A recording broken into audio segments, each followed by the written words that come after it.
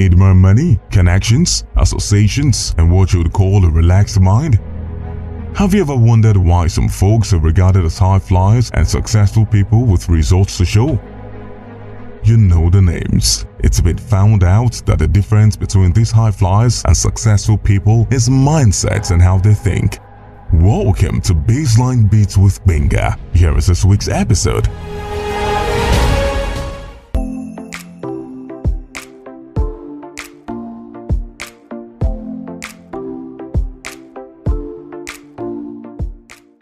Here we are again. The day I focus on people or creatures or things of sorts with the aim of learning from them. This is someone from way back, so please pay attention. My focus is on a philanthropist. When you hear the word philanthropy, the feeling you get is that he had wealth bequeathed to him as a heritage or inheritance of sort. In fact, it's quite the opposite. He was born into a large and poor family in upstate New York on July the 8th, 1839. You know, those adjectives, large and poor, paint a rather bleak picture, especially when it has to do with family. It means the odds were firmly stacked against him. His family moved several times before eventually settling in Cleveland, Ohio. He became an assistant bookkeeper at the age of 16 and went into several business partnerships beginning at age of 20. It was at this point he started to concentrate his business on oil refining. He founded his oil company in 1870. He ran it until 1897 and remained its largest shareholder. At some point, he controlled 90% of oil in the United States at his peak. At this time, kerosene and gasoline grew in importance and he became the richest person in the country. He also gained enormous influence over the railroad industry, which transported his oil around the country. In fact, his oil company was the first great business trust in the United States. A business trust basically is a large grouping of business interests with significant market power, which may be embodied as a corporation or as a group of corporations that cooperate with one another in various ways. The man in question revolutionized the petroleum industry and through corporate and technological innovations was instrumental in both widely disseminating and drastically reducing the production cost of oil. He died on May the 23rd, 1937, and he spent much of the last 40 years of his life in retirement defining the structure of modern philanthropy along with other key industrialists. His fortune was mainly used to create the modern systematic approach of targeted philanthropy through the creation of foundations that had a major effect on medicine, education, and scientific research. His foundations pioneered developments in medical research and were instrumental in the near eradication of some diseases in the United States. He forayed into education as he was the founder of the University of Chicago and several other institutions of learning. You know, I mentioned fortune some moment ago. As a matter of fact, he is widely regarded as the richest man in modern history. The keyword here is modern history. As a matter of fact, he became the United States' first billionaire with a worth of nearly 2% of the national economy. That's huge. Let me help with some figures. As of 1913, his personal wealth was estimated at $900 million, which was almost 3% of the US GDP of $39.1 billion that year. His peak net worth amounts to $423 billion US dollars as of 2020, and inflation has been factored into this, which means this figure is the lowest it could be in today's terms and could be more. Enough said, and time to unmask. The man in question is John Davison Rockefeller. You should have heard his name before. What can be learned from his life and time? That's what I'll get into after this. Do Something by Coca is the song you'd listen to. Befits the status of this man while he was alive, don't you think? Can talk to dial.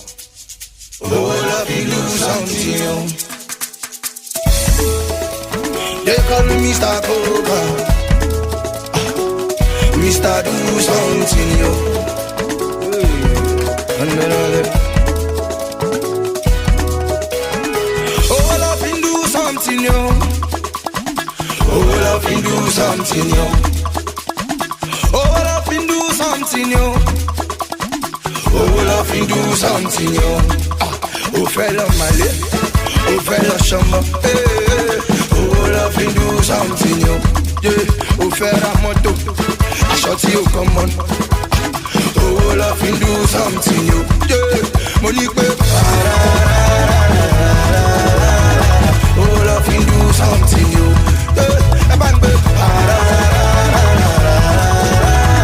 Oh, love him do something, yo. Daddy, daddy, daddy. Kill that shit for mommy, daddy. Daddy, daddy, daddy, oh.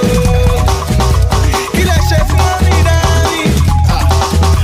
For love, love, love, love, love, love, love, love, love, do something, yeah.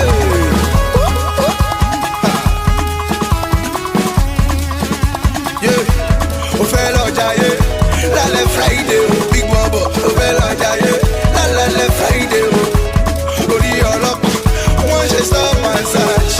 Ori olop. One she stop and search. Let me say anything for the boys, anything for the boys. Do something, yo. When you do something, yo. Yeah. Oh, love him do something, yo. Oh, love him do something, yo. Oh, love him do something, yo. Oh, fella, Malay. Oh, fella, Shamba. Hey, oh, love him do something, yo. Yeah, oh, fella, Moto.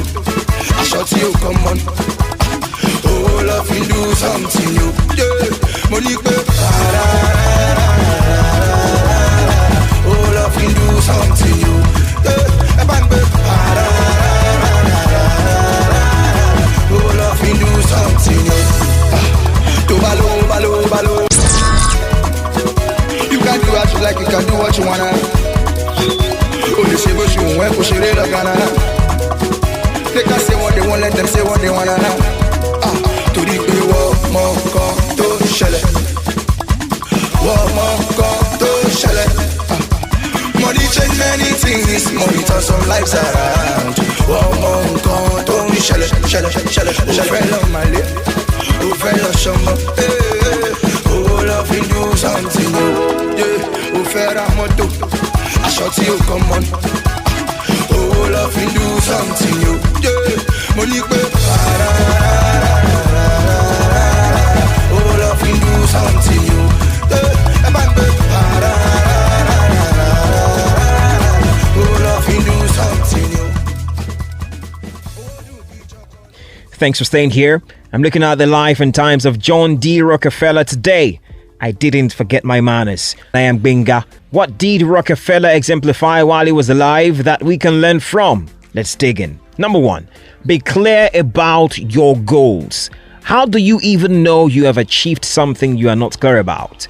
Hard to say you have achieved such goals, right? Rockefeller always set goals for himself and set upon achieving them. His goals were clear, concise, and well thought out. John was often quoted as saying the growth of a large business is merely survival of the fittest. Interesting, you'd say. To start with, he had just a single petrochemical refinery in Cleveland. There were hundreds of other businessmen in America in those days with oil refineries of their own. For him, the only way to succeed in the business was to monopolize oil refining. Was it an impossible task? You bet. But he set himself to it, and within a decade or so, he was completely successful. Now, I am not saying monopolize. As a matter of fact, the Supreme Court in the US in 1911 ruled that his Standard Oil Company must be dismantled for violation of federal antitrust laws. It was broken up into 34 separate entities, which included companies that became ExxonMobil, Chevron Corporation, and others, some of which still have the highest level of revenue in the world. Now, here's my point. Set goals and get about them. And it's as simple as it gets, or as simple as it should sound, which is this. You might never know how you have achieved something that you have not set about to define and make sure it's as concise as you can get it. I mean, think about it. Think about people who get to play football and there is no goal post. There could be arguments that would ensue here and there because this person will feel they've scored. But once there is a goal post, you know you are targeting and aiming for something. And so it's important that you define what it is that you want to achieve. That way, you know when you have achieved them and you can move on to other things. And you also know when you miss the mark because it's clearly defined, it's concise, it's well thought out, and you can energetically go after these goals. Number 2 is this: give as long as it's within your means and within your wherewithal. This is a major lesson from Rockefeller. As a matter of fact, he believed that it is a duty for a man to get all the money he honestly can and to give all he can. Profound. I mentioned earlier how his fortune was mainly used to create a modern systematic approach of targeted philanthropy through the creation of foundations. These foundations were not created for the fun of it. They had a major effect in medicine, education, and scientific research. I personally believe this action of philanthropy and systems being built around it is what has made his name to stand the test of time. Rockefeller died years ago, but his foundations and institutions that he established remain up until today. I wonder what would have been if he didn't find these foundations or fund them, as the case might be, and venture into these researches. Maybe someone else would have, but he did. And that's a major reason why he is still remembered and relevant till date. You see, you can make all the money you have in the world or all the money you want to make and try to amass as much wealth as possible. What makes you stand the test of time is the impact and influence you would have as a result of what you do to make humanity better, which is what Rockefeller did. I mean, making sure foundations were built, getting into research that's bordered on medicine, science, education, and all of those other things. Philanthropy, to put it in a larger bracket, means that he is still being mentioned today. In fact, I know of those who never want to drop the surname Rockefeller, even though maybe they might not have a dime to their name, but that name carries a lot of weight because of what one man decided to do, which also largely involved giving and being philanthropic. Let's move on to the final point, which is this: Rockefeller wasn't afraid to try again and again. In fact, he used to say that if you make a mistake, remember that it is human to err. Try again and try harder. I love this part. Would come against obstacles time and time again. You see, you can't afford to give up and throw in the towel. Doesn't make any sense. No matter how big of an obstacle or a mistake you have made, you always have the chance to try again. As a matter of fact, John Rockefeller relied closely on his wife Laura Spelman Rockefeller for advice, and that is a very key ingredient in the journey of life, as you can journey alone. You see, the beauty of life is not in never falling or failing, but rising each time we fall or fail. Would you go again, or would you throw in the towel no matter the gravity of the mistake? The choice is definitely yours. You see, you cannot afford to stay down after each time that you fall, because for what it's worth, you will fall time and time again. But what makes life the beauty that it should be and what should be made of life is the fact that you decide to rise after each time that you fall. And you see, you face a lot of obstacles in this life, but it's what you make of those obstacles that will tell the story at the end of the day. In fact, some go all the way to say that when life gives you lemons, make lemonades out of them.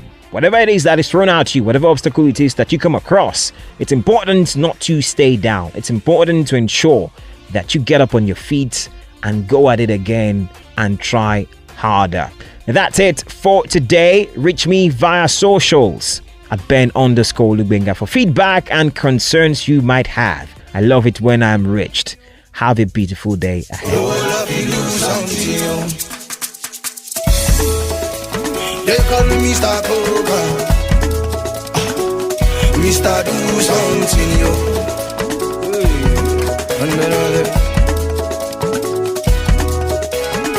Oh, I love him do something, yo. love and do something, yo.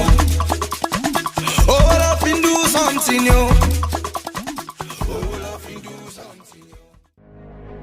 Baseline Beats with Benga is a wrap for this week. For questions, concerns, and feedback, reach him on Twitter and Instagram at Ben_Olugbenga. Until Baseline Beats with Benga comes away again next week, keep winning and enjoy the rest of the week.